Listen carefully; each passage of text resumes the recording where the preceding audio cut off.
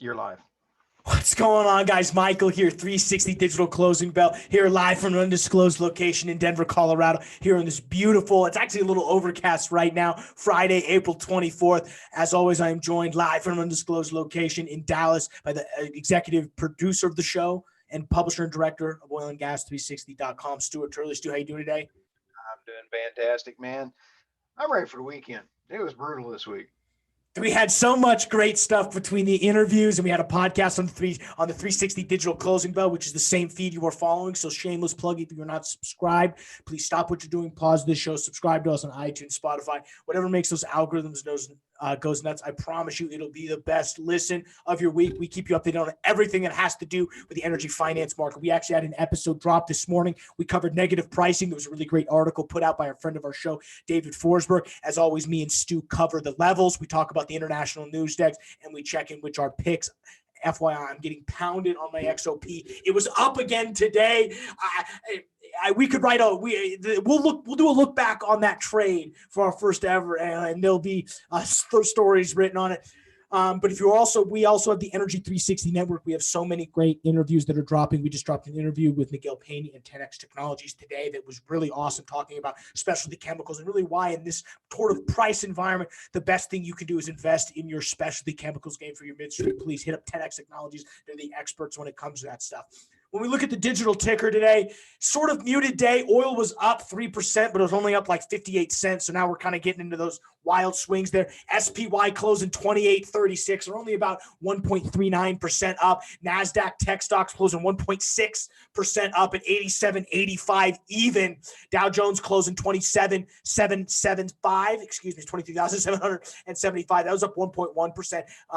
Boeing did not have as strong a day holding down the Dow Jones.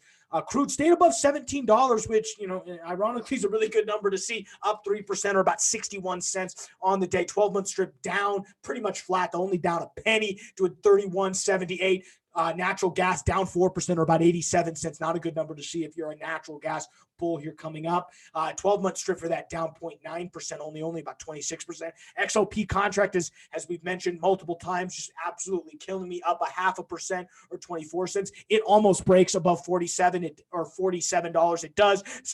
Finishes at 46.82. And remember, 20 to 1 stock split on OHI brings that down to down 1.5%, to 96.58. On the downside, our biggest three biggest losers, unfortunately, our friends at SilverBow, they were down 14% to $4.67. On the bright side, though, they finished this week up very well. They had 2 weeks which they were in the red or in the green, so really great to see for SilverBow. Transatlantic Petroleum down 19% to 23 cents, and Whiting Petroleum down 33%, down to $8.22. On the upside, some crazy numbers: 22% increase for Houston America Energy, they're up to 16 cents.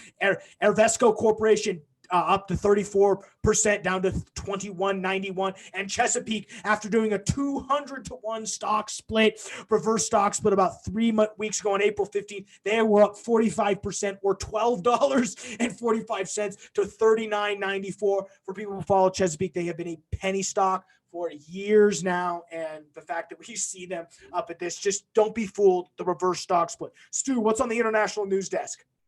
Hey, we got ENI put out in Italy. Pretty rough. The CEO put out a notice today that it is the roughest period they've ever seen in 70 years, since World War II. And he said his first quarter results will be result in a 30% less in spend. His production will be around 1.7 million to 1.8 million barrels equivalent per day. It is down from 1.9 million.